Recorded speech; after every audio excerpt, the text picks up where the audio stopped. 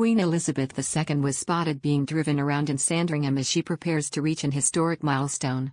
The Queen was spotted being driven around in a Range Rover on her Sandringham estate in Norfolk. The monarch appeared in good health and particularly glamorous as she wore her signature pearl earrings and lipstick.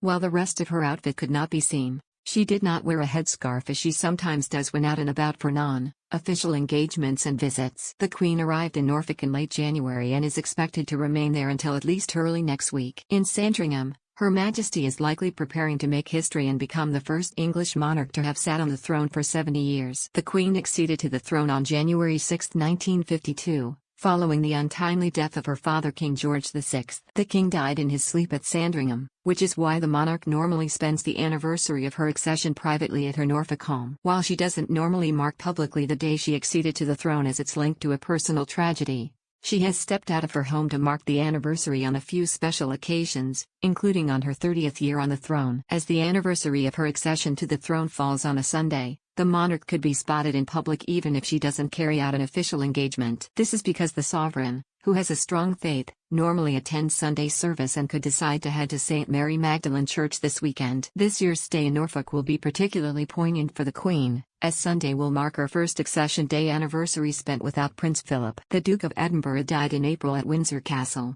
This is the monarch's second trip to Sandringham since the passing of the Prince Consort, with the Queen first visiting the estate he dearly loved in November. The monarch is staying at Wood Farm, a private 5-bedroom cottage where she often spent weekends with her husbands away from the public eye. The cottage also became the main residence of the Duke after his retirement in August 2017, and remained such until the beginning of the pandemic, when he relocated to Windsor Castle to spend the lockdowns with the Queen.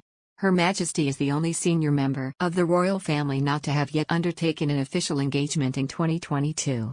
However, she carries out her daily duties as a sovereign, including dealing with the government's red boxes. The Queen's last official engagement was on December 15, when she met the Sultan of Oman at Windsor Castle. On the same day, she also held a Privy Council meeting. The hard-working 95-year-old reduced her working schedule in October in accordance with her doctor's advice to rest for a few weeks.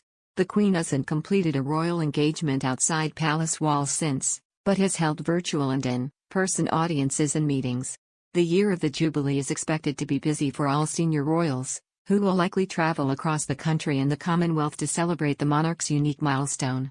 Celebrations will culminate during a long bank holiday weekend in the summer, when the royal family and the public will enjoy a series of events taking place between June 2 and 5. Among the events already announced, there will be a concert at Buckingham Palace, the return of the Trooping the Colour parade in central London, and a thank you event dedicated to the monarch that could be attended by millions of Britons.